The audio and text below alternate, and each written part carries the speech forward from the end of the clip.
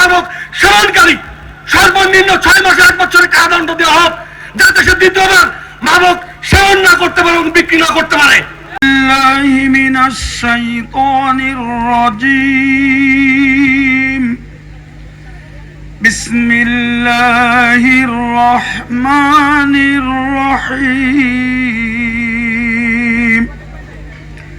وَلَنَبْلُوَنَّكُمْ بِشَيْءٍ مِّنَ الْخَوْفِ وَالْجُوعِ وَنَقْصٍ مِّنَ الْأَمْوَالِ وَالْأَنفُسِ وَالثَّمَرَاتِ وَبَشِّرِ الصَّابِرِينَ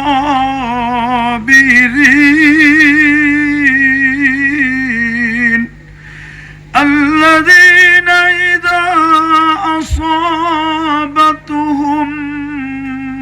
مُّصِيبَةٌ قَالُوا إِنَّا لِلَّهِ وَإِنَّا إِلَيْهِ راجعون صدق الله العظيم।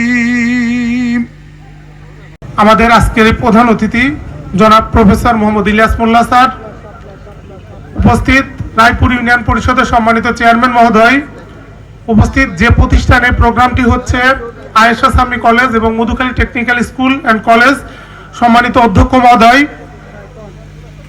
উপজেলা থেকে আগত সকল বিভাগের বিভাগীয় প্রধানগণ, সকল রাজনৈতিক ব্যক্তিবর্গ, ইউনিয়ন পরিষদের সম্মানিত রাজনৈতিক ব্যক্তিবর্গ, শিক্ষক মণ্ডলী, প্রিয় শিক্ষার্থীবৃন্দ।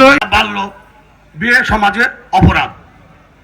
আমার একটি কথা, আমি সেই বিবাহকে বন্ধ করে দিলাম।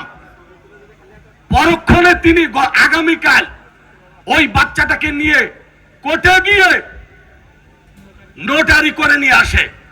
নোটারি করে এনে পরের দিন আমি একজন প্রতিনিধি আমাকে বলে, তোমার মতো মেম্বার কি করলে, দেখো আমরা বিয়ে থা দিয়ে দিছি। আমার প্রশ্ন একটা, এমন কোন আইন হয় কিনা বাংলাদেশে যে আমাদের মতো লোক আমরা তখন সমাজে অপমানিত হই? নাম্বার 2, মাদক সম্পর্কে একটি কথা বলি। মাদক বিক্রেতা এবং সেবককারী দুজনেই সমঅপরাধী আমার জানা মতে। আজকে আমি মাদক বিক্রেতা এবং সেবনকারীকে হাতে ধরে প্রশাসন হাতে দেয় বা প্রশাসন ধরে, আগামীকাল কোর্টে চালান করে, পরের দিন সে মুক্তি হয়ে চলে আসে, দ্বিগুণ উৎসাহে সে আনন্দ সহিত আবার দ্বিগুণ উৎসাহে মাদক বিক্রি শুরু করে। আমি একটি কথা বলতে চাই মাননীয় সংসদ মহোদয়কে, আগামীতে এমন একটা আইন করা হোক, মাদক বিক্রেতা এবং মাদক সেবনকারী সর্বনিম্ন 6 মাসে 1 বছরের কারাদণ্ড দেওয়া হোক, যাতে সে দ্বিতীয়বার মাদক সেবন না করতে পারে এবং বিক্রি না করতে পারে। আয়োজিত বাল্য বিবাহ বন্ধ করার উদ্দেশ্যে এবং মাদক নিয়ন্ত্রণ করা, মাদক দ্রব্য ব্যবহারী থানা এবং অন্যান্য কর্মকর্তাবৃন্দ, রাজনৈতিক নেতৃবৃন্দ, সাংবাদিকবৃন্দ, বিশিষ্ট ব্যক্তিবর্গ এবং ইমাম মুয়াজ্জিনরা মনে হয় আছেন, পুরোহিতরা মনে হয় আছেন, তাই না? তারা সহ সমবেত সুধী মণ্ডলী, আসসালামু আলাইকুম ওয়া রাহমাতুল্লাহ। আমরা ছোটবেলা থেকে যে বড় হলাম, আমাদের সামনে এরকম চ্যালেঞ্জ ছিল না তখন। এই জিনিসটা আমাদের সমাজে ছিল না এবং আমার মনে পড়ে না যে আমি আমার জীবনভর লেখাপড়া করলাম, আমার যারা বন্ধু ছিল, যে সব মেয়েরা আমাদের সাথে পড়তো, বাল্যকালেই বিয়ে, এরকম ঘটনা আমাদের মনে পড়ে না। সেই ফর্মুলা আমাদের উপরে যখন প্রয়োগ করা হয়, তখন আমাদের কেউ কেউ জনসংখ্যার পার্সেন্টেজ দেখি, ইসলাম ধর্ম অবলম্বন করে যারা বসবাস করেন, মানে মুসলিম হিসাবে, তাদের সঙ্গে তো অ্যারাউন্ড 90%। তাদের তো হালাল আর হারাম বাছাই করার কথা ছিল। এই বোধটা আমাদের ভিতর থেকে উধাও হয়ে গেল কেমন করে।